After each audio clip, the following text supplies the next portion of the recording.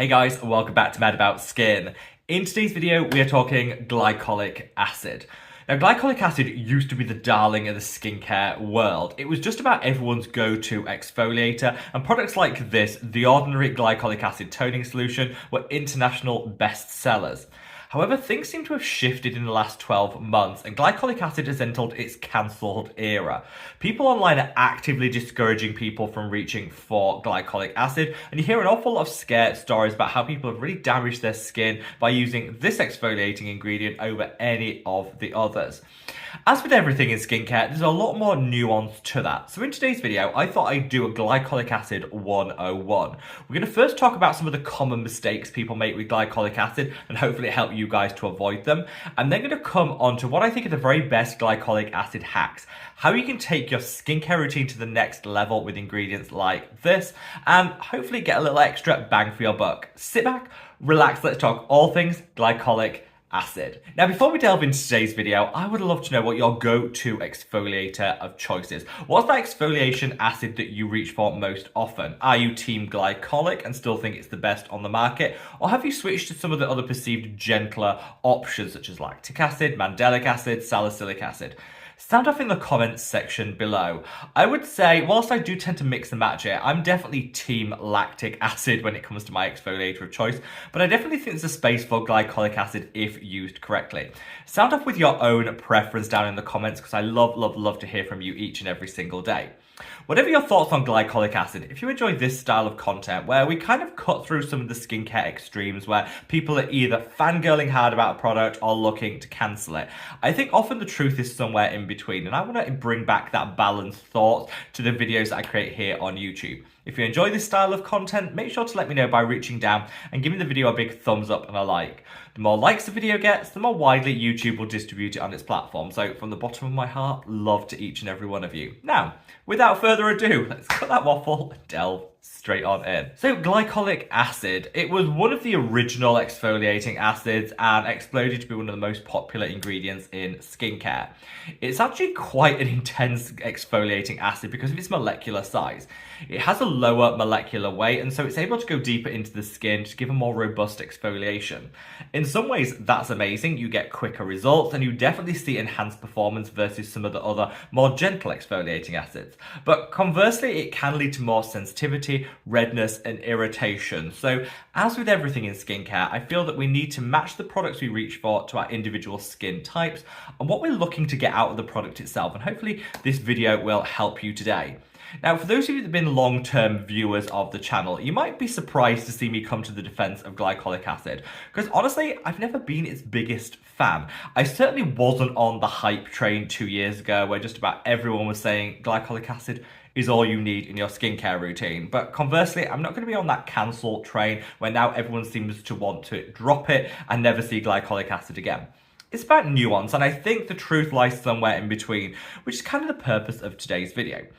So the best-selling glycolic acid out there is definitely this one by The Ordinary. This is glycolic acid 7% toning solution, which they've just rebranded to call it the glycolic acid 7% exfoliating toner. Subtle change in language, and we're going to come on to later why that's actually happened. It's the same product, there's been no reformulation, and I'll link this alongside any others that I mentioned today down in the description box below. So let's come on to some common mistakes that people make with glycolic acid. Often it's not the ingredient that's the problem, it's how we use it and apply it, and these common mistakes have been around for some time. So hopefully by highlighting them, you guys can avoid them and just have a smoother journey with your glycolic acid.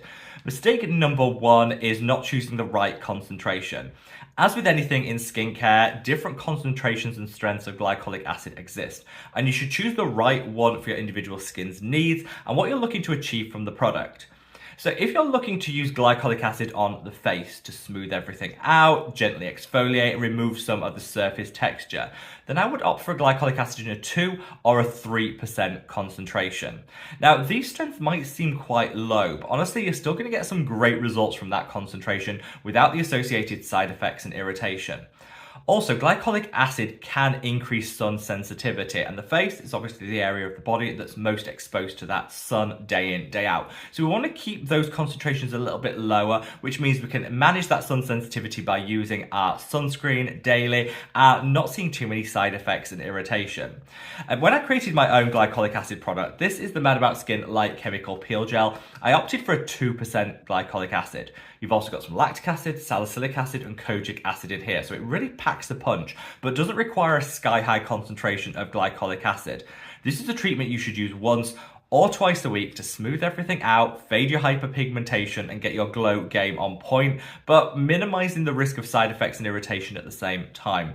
Don't overdo it. 2% on the face is perfect. Use it a couple of times a week, and that is all you need for your exfoliation.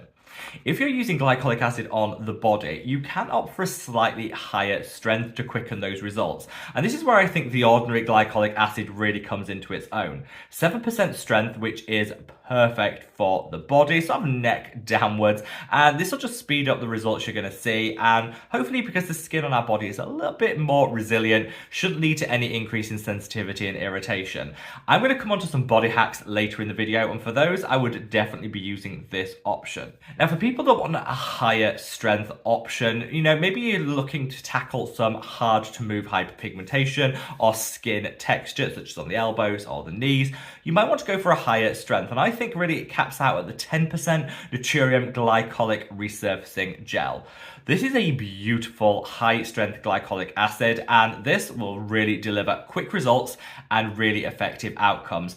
I wouldn't push it past 10%. That's the highest I would ever go for, and this deuterium one is divine for that purpose. Again, use it a couple of times a week and you'll definitely see some results, particularly on those hard to treat areas on the body. So mistake number 2 is using glycolic acid too frequently. We used to be using glycolic acid daily. Nobody needs to be exfoliating daily. It just is too much for the skin. This prompted an actual name change of this product. Like I said, it used to be called the toning solution, and the instructions recommended it was safe for daily use. Now they call it the exfoliating toner and recommend using it up to 3 times a week. This is much better in terms of directions from the Ordinary, because this product was always way too strong for daily use, and over-exfoliation can actually lead to the opposite results we want to see. Dull, lifeless skin, increase in sensitivity and irritation, and also an excess of flaking, and just a lot to manage. So use your glycolic acid, whichever you opt for, 2, maximum 3 times a week. That's all we need. Now, mistake number 3 with glycolic acid is believing it will do it all. I've heard people say that whatever your skin concern, glycolic acid is the fix. It's not. I would see it as a complementary active alongside the others. So if you're fading your hyperpigmentation by using kojic acid or vitamin C, use glycolic acid a couple of times a week to kind of supercharge that. If you're using a retinoid to increase cellular turnover and you're loving the results, you can again supercharge them by incorporating a glycolic acid a couple of times a week.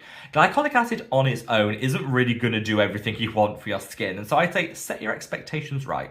Glycolic acid complements other actives well, but it's not the only one that exists, and so I think we should reset the narrative around that. And then finally, using it on the wrong skin type. If you have a deeper, darker and richer skin tone, particularly one that might be prone to hyperpigmentation, then glycolic acid might not be the one for you. Particularly in high strengths. If used incorrectly, glycolic acid can increase sensitivity, hyperpigmentation, and like I say, deliver the opposite results we're looking to see. I think that glycolic acid works best on resilient skin that's not prone to a lot of sensitivity. It can be used on deeper and darker, richer skin tones, but needs to be done in moderation and with an abundance of care and caution. Just know that it's not going to be the right ingredient for everybody.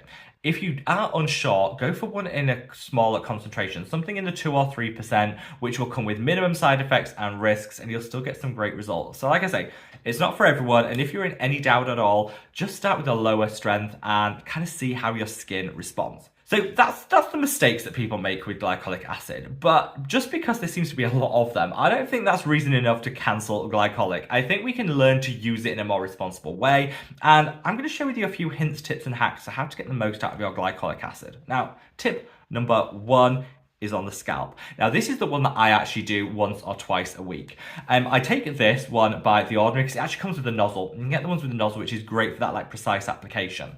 I'll apply this onto the scalp probably two times a week. Sometimes I do it 3 if I have a real build-up, but I think twice a week is more than enough. And I'll leave it on for 5 minutes, then rinse it out and follow with my usual shampoo routine. This works really well at removing flakes that you might get on the scalp, but also removing product buildup. If you're somebody that uses a lot of gels, waxes, treatments, masks, and you get that scalp buildup that can almost lead to like an itching or an irritation, just using glycolic acid for 5 minutes before rinsing it off can really just help strip some of that away. It's definitely worked well for me, and I would recommend this to everyone. I think The Ordinary is probably the best option for doing this, and again, just go in with an abundance of caution. Try it, see how it works for you, and then test it out before you proceed by doing it more frequently. Twice a week is probably all you need to do, but it can be a really great scalp treatment. Now, hack number 2 is to use your glycolic acid on your elbows and your knees. These are areas that are prone to discoloration, and a lot of people mistake it actually for hyperpigmentation and treat it as such. They'll use vitamin C, kojic acid, tranexamic acid. But actually, when we get darkening in these specific areas, it's not as a result of hyperpigmentation, it's as a result of thickening of the skin. These areas are prone to friction, so we'll see that thickening of the skin, which is the body's response to that. And so this thicker skin appears darker in terms of its coloration, and people perceive that as hyperpigmentation. It's not, and glycolic acid is one of the best ways of thinning that skin back down to its normal thickness and just lifting some of that dark discoloration.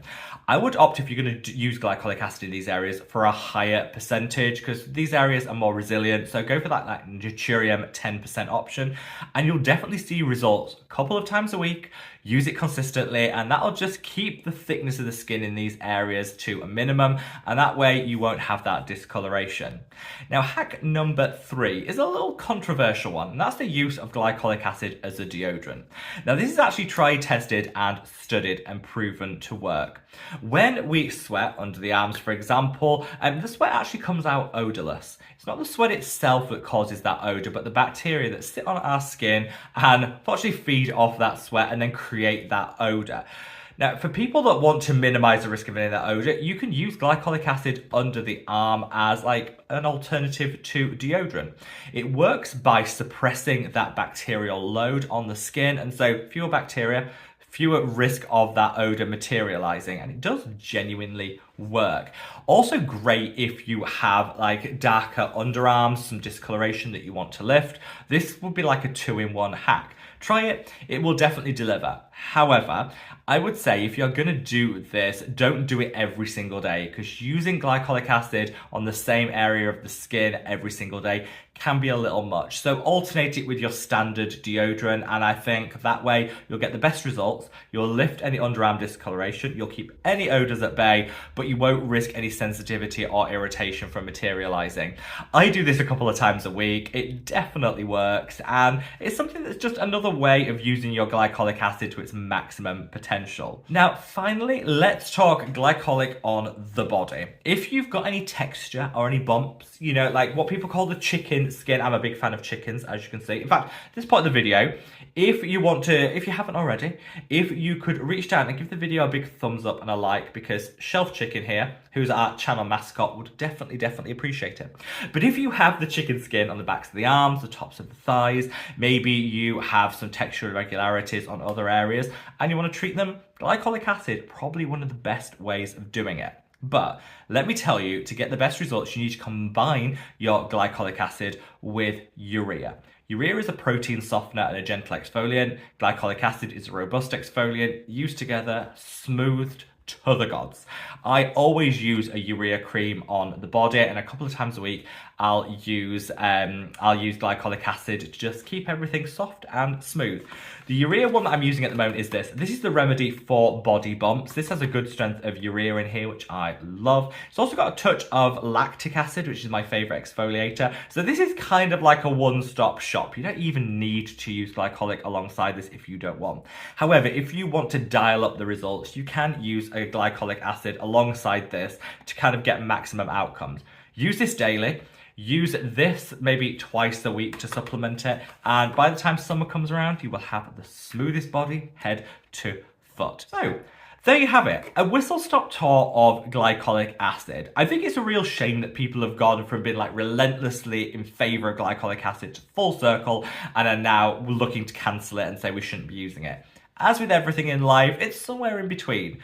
Glycolic acid can be a great exfoliator if you use it correctly. Remember, choose the right concentration, don't use it too often, and know how you can get some of these hacks incorporated to really get maximum results from your glycolic acid. For me, I still use it. Like I say, I've got 2 products that I use on rotation in my skincare routine that contain glycolic acid, but I use them in a responsible way to maximize the results, minimize the risk of side effects and irritation. And hopefully this video has helped you to do the same. Let me know your thoughts down in the comment section below, wherever you are in the world, guys. Stay safe, stay well, I love your skin. Take care.